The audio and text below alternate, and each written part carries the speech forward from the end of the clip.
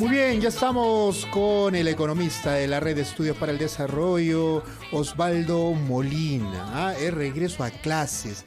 ¿Qué determina el aprendizaje de los niños en la escuela? Osvaldo nos comenta esta mañana. ¿Cómo estás, Osvaldo? Un abrazo. Buenos días. ¿Qué tal, Osvaldo? Buenos días. Hola, buenos días. Hola, Jorge. Hola, Carlos.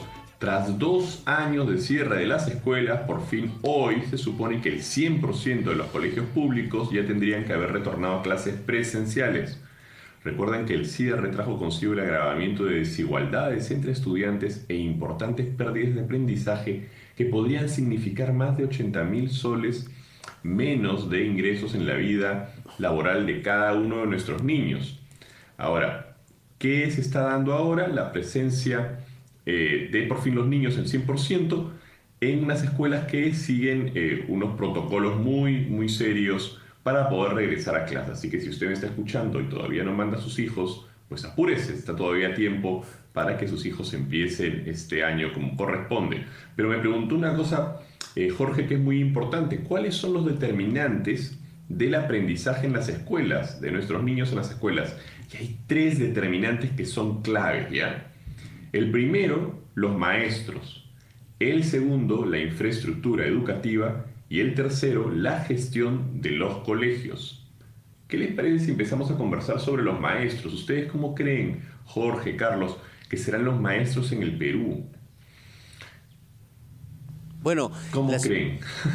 La situación en estos momentos para todos, educación, alumnos, maestros, es muy complicada, porque ha habido un proceso de adaptación muy difícil, ¿cierto? Necesitan justamente el respaldo de ellos y también el tema médico, el tema de salud. Es un proceso complicado esto de adaptación y más aún ahora que los chicos retornan a clase, ¿no?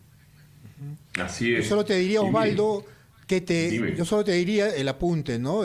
Siempre el tema económico de los maestros y el recuperar, digamos, la autoestima del maestro en el Perú, darles que tengan ese respeto y parte también por lo que es una demanda, digamos, histórica, que es la mejora de sus salarios y todo lo demás, ¿no? De acuerdo. Y que lo que la gente nos escucha se perdió, ¿no es cierto?, con la hiperinflación de los años 80, ¿no? Lamentablemente ahí es cuando los maestros pierden enormemente su capacidad adquisitiva. Pero a ver, algunos datos importantes, y estoy completamente de acuerdo con ambos. Los docentes son el factor que más contribuye a los resultados de aprendizaje en la escuela y tienen efectos en el corto y en el largo plazo de lo que les ocurrirá a nuestros niños. Y a pesar de que tenemos extraordinarios maestros en el Perú, el Banco Mundial hizo un informe en el 2015 que muestra que una prueba tomada a los profesores peruanos para evaluar el dominio de los contenidos y la comprensión lectora mostró que solo el 5% del total de maestros alcanzaron el puntaje mínimo establecido por el Ministerio de Educación. Y lo que ocurre es que, como dice Jorge, la profesión docente puede ser vista como poco atractiva, ¿no? Es decir, si uno mira el puntaje PISA de aquellas personas que postularon a carreras como Derecho o Ingeniería es mucho más alto que los que fueron a estudiar Pedagogía. Entonces, eso es importante y tenemos que cambiar esa situación. Claro, Osvaldo, Carlos. hay un tema que también preocupa mucho, lo has mencionado, el tema de la infraestructura. Yo me pregunto cómo van a ser aquellos muchachos que retornan a clases presenciales en colegios que no guardan las mínimas condiciones de seguridad desde el punto de vista higiénico y sanitario. Por ejemplo, hemos mostrado aquí colegios con paredes derrumbadas, sucias, sin agua, más aún sin agua en esta etapa de pandemia en donde el lavado de manos es fundamental, sin servicios elementales. ¿Cómo se puede hacer en ese panorama, en esa situación, para un retorno adecuado a clases? Clarísimo. A ver, lo primero entonces, los docentes son el factor determinante clave, el más importante, pero luego viene la infraestructura, que como dice Carlos, además se ha complejizado en estos 2 años de pandemia, ¿no? Y es que las diferencias de rendimiento promedio entre escuelas se pueden explicar y se pueden reducir cuando la infraestructura mejora. Y aquí tenemos un problema clave, que es lo que dice Carlos, ¿no? Que no hay una buena infraestructura. Solo para que se hagan una idea, el Plan Nacional de Infraestructura Educativa señala que la brecha de inversión en este sector es 111.000 millones de soles, es decir, cerca del 49% de todo el presupuesto de este año. Imagínense, ¿no? Y el mismo ministro Serna indicaba que el 39% de locales escolares necesitan nuevas infraestructuras.